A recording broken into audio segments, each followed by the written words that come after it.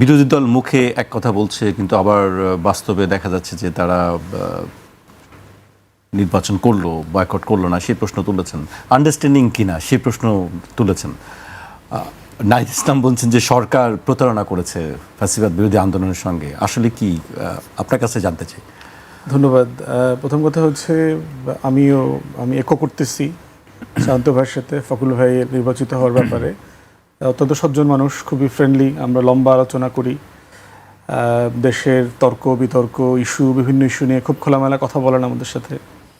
আমাদের দলের সভাপতি মঞ্জু ভাই সহ আমাদের সাথে খুবই একটা মানে মানে দলের রাজনৈতিক সম্পর্কের বাইরেও একটা খুবই আড্ডার সম্পর্ক আছে, আড্ডার সম্পর্ক আছে আর কি।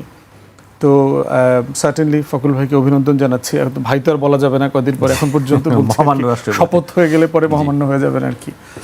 তো এইটার বাইরে হচ্ছে ইলেকটোরাল প্রসেস নিয়ে কিছু কথা বলি আর কি। প্রথম কথা হচ্ছে যে আর্টিকেল 48(1)-এ যে নির্বাচনের কথা বলা আছে, প্রেসিডেন্টের ব্যাপারে বলা আছে, সেটা বলা আছে যে শ্যাল বি ইলেক্টেড, নির্বাচিত হবে।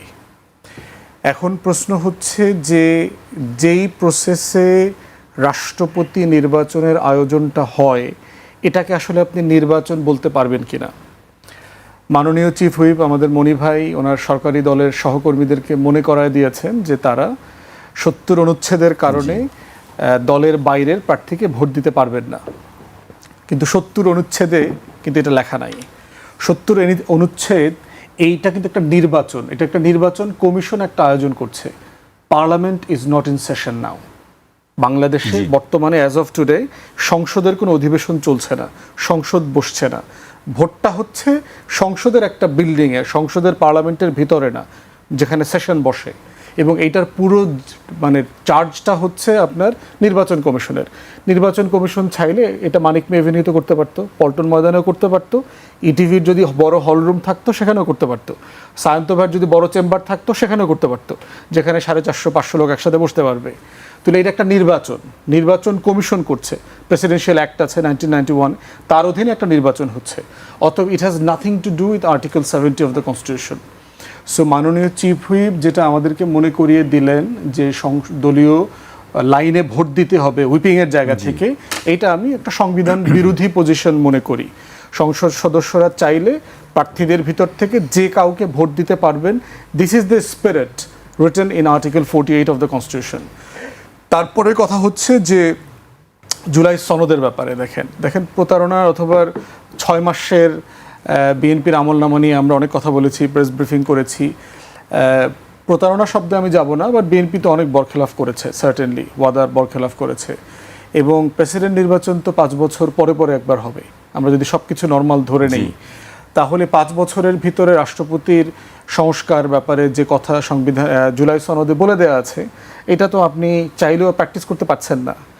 তাহলে আপনি এক্সিস্টিং কাঠামোর ভিতরেই এই নির্বাচনটাকে আপনি প্রতিদ্বন্দ্বিতামূলক করতে পারতেন, কাঠামোগতভাবে ওপেন করতে পারতেন, আর্টিকেল 70-র ভয় না দেখায়ও করতে পারতেন।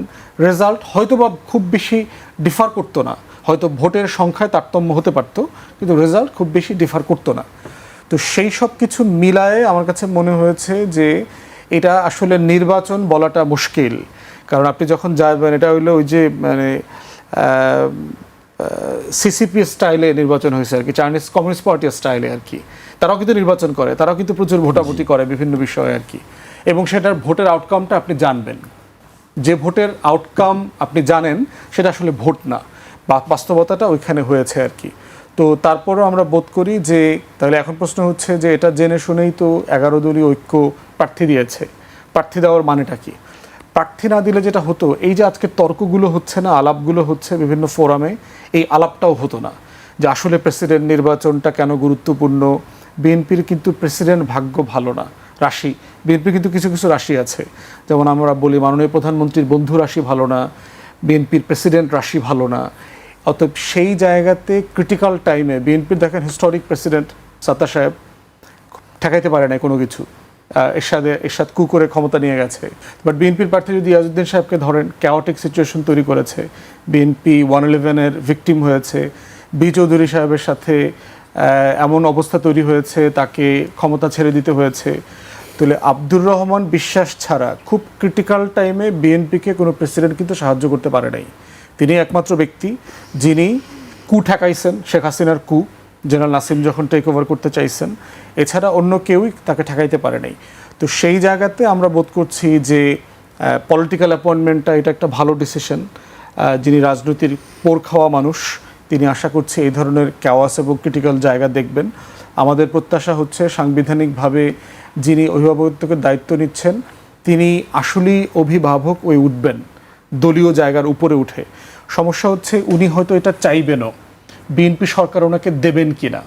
বি চৌধুরী সাহেবকে দেন নাই, কিন্তু বি চৌধুরী সাহেব অনেক কিছু করতে চেয়েছেন যে আমি সবার হয়ে উঠি। তো এবং দেখেন যে তিনি টুঙ্গিপাড়া শেখ মুজিবের কবর জিয়ারত করতে গেছেন এগুলো নিয়ে দলের সাথে দ্বিমত হয়েছে।